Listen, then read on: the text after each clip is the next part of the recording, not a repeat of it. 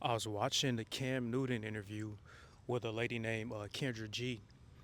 And Kendra G is basically a relationship um, host, if you will, on YouTube. And she also has an app where she helps singles, male and female, especially within the black community. But you know, there are other races occasionally that do come on. But she helps them find, well, she sets it up to where they do interviews and they kind of like tell a little bit about themselves and the overall goal is for them to date. But in this Cam Newton interview, Kendra G talked about why she's single and doesn't have any kids. Kendra G, I believe, is 47 years old, and she has no kids. She did mention that she froze her eggs. And Cam Newton asked her why is she not married, and she had a very interesting response. And I understand her response. She said that marriage at this point in her life is more of a business. And she mentioned that she has too much to lose just to get married. Now, Kendra G is a female. I was on her show, but I didn't know it was a dating show. We had a disagreement, if you will, and I mentioned a statistic, but I didn't mean it in an offensive way about safe pregnancy range, and I think she kind of took offense to it, and you know uh, the conversation didn't go well, and she eventually hung the phone. I mean, not hung the phone. She cut me off the live at the end. I'm not mad or anything, but that's just what happened. But back to the point where Kenji G said that marriage is a contract. That's how male. That's how men have been feeling all of this time. She mentioned that she has a lot to lose. Typically, men have been associated with being a provider, so they um, invest a lot of money into a marriage and into the family. And if divorce happens, that man could lose a lot. It could be. It's a lot of men that got divorced and suffer from mental illnesses now because of it, including being suicidal, being in locked facilities, and just losing everything that they had. You saw the stories with the doctor who even unalived himself because of a divorce. Um, yeah, in fact, the divorce rate is 46 right now in America. They say that is a decline compared to the past 3 to 5 years, but still, the divorce rate is a 46% right now. If someone told you on Mondays, if you walk outside um, before 2 p.m. and it's a 46% chance that a plane is going to crash into you, I think you're going to think a little careful about walking out before 2 p.m. on Monday, because you know 46 is a high percentage chance. Um, Within that 46% divorce rate,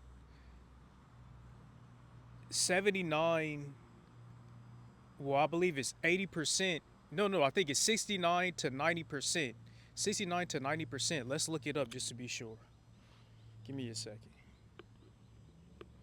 I'm looking up the rate of divorce that's initiated by women, and I'm not saying this to be like judgmental, because there may be some good reasons that the woman may want the divorce, but I just want to point out the rate of divorce for being initiated by the woman.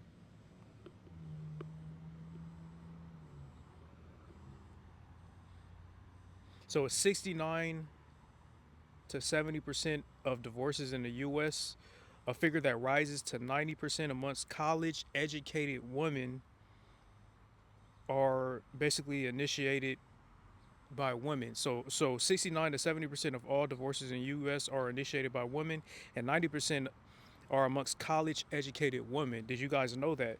And it goes on to say this trend is driven by unequal domestic labor, lack of emotional fulfillment, and increased financial independence amongst women, rather than higher divorce rates in non-marital relationships. But yeah, so it's basically saying that educated women are I mean, it's looking like educated women are at a higher rate of divorce. I know in the black community that it's a it's a uh, it's a study that shows that black women are amongst the highest educated group in the country. I don't know if you guys been seeing that study all through social media. Uh, Black women are amongst the highest educated group in America. I think that, yeah, in America, in the nation. Another interesting fact: 70% of divorce, well, the particular group that leads in divorces are is lesbian couples. So 70% of lesbian couples um, initiate divorces, and many of those are within the first 10 years. In comparison, I think gay couples was like, meaning male on male, like 24%. But I made this video because a lot of people talk about why I'm not married and why maybe I don't have any desire to do so, or I'm not in a rush to do it, or just the fact that I'm okay if marriage does not happen. Um, 46% chance is a high divorce rate. Um, One of the reasons mentioned and why it does happen is because it is a lot of women report lack of like time spent. And with that being said, when you think about the male still being associated with being a provider or being required to be the provider, that's kind of scary because in order to be a provider, especially financially, you have to work and you have to, like go out and get money to provide for your family. And it's unfortunate, and it's, to me, it's kind of like not scary, but that's kind of like, yeah, I would say scary that if you go out and if you work to provide for your family, because prices are increasing, rent is increasing, houses are increasing, gas is increasing, so you got to make money.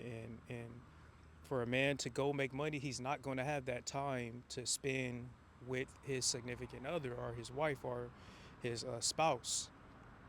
And a lot of women are feeling like they don't get the attention from their man. But how can he provide that attention when he's providing financially? You gotta have some compromise in there, and you gotta have some understanding there, or some honesty there.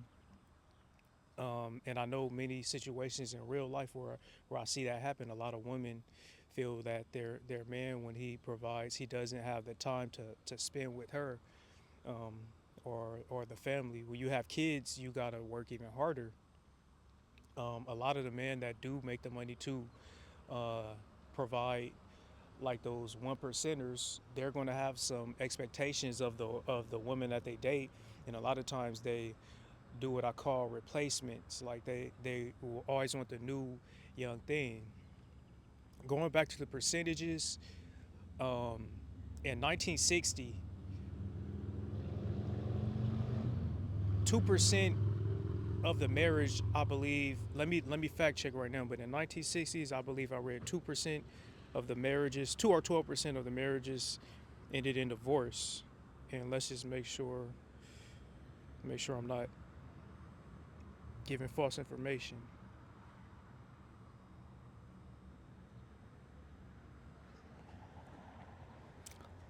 Let's look at the 1940s. Well, it says approximately 3% of uh, every married lady ended in either separation or divorce.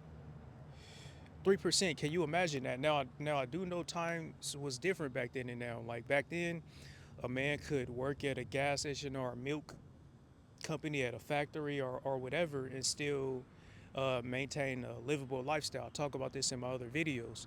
That American dream, that man can still provide for his wife, work probably 40 hours, um, have kids, and like provide.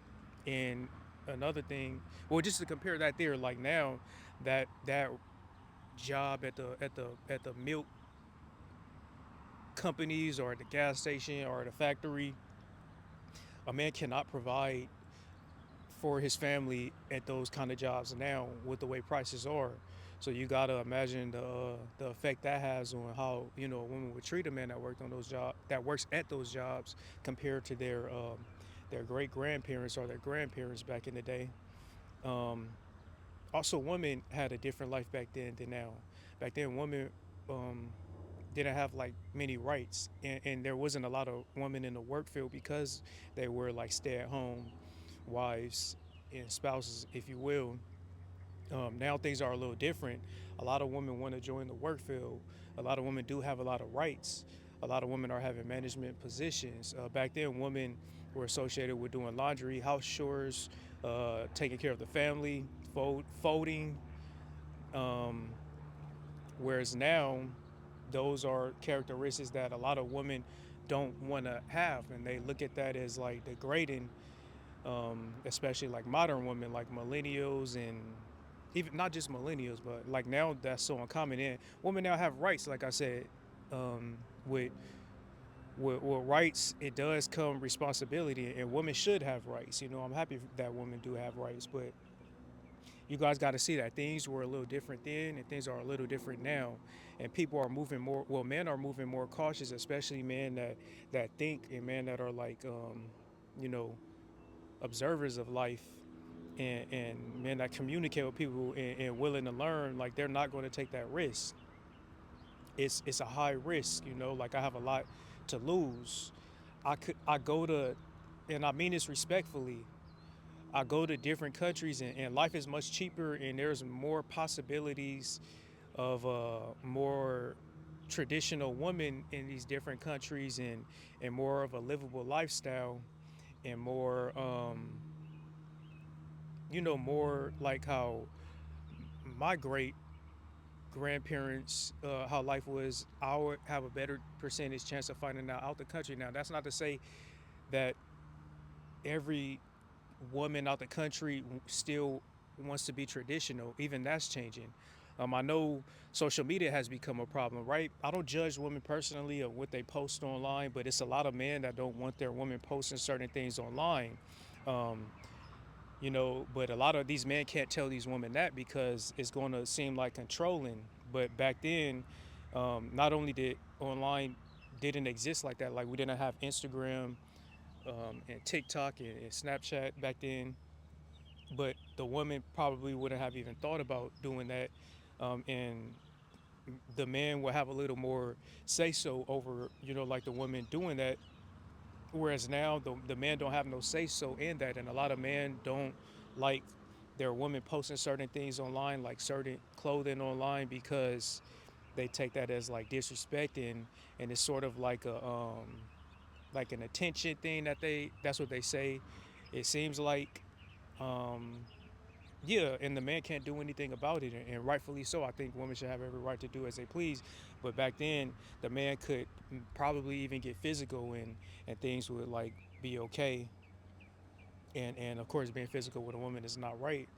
That's not to say that they're right, but that's just to say, you guys, especially women, you guys have to look at, it's kind of impossible to want a traditional man, and for that man to desire that marriage that we're so accustomed to hearing about in these movies, in these old movies, and um, from our greats.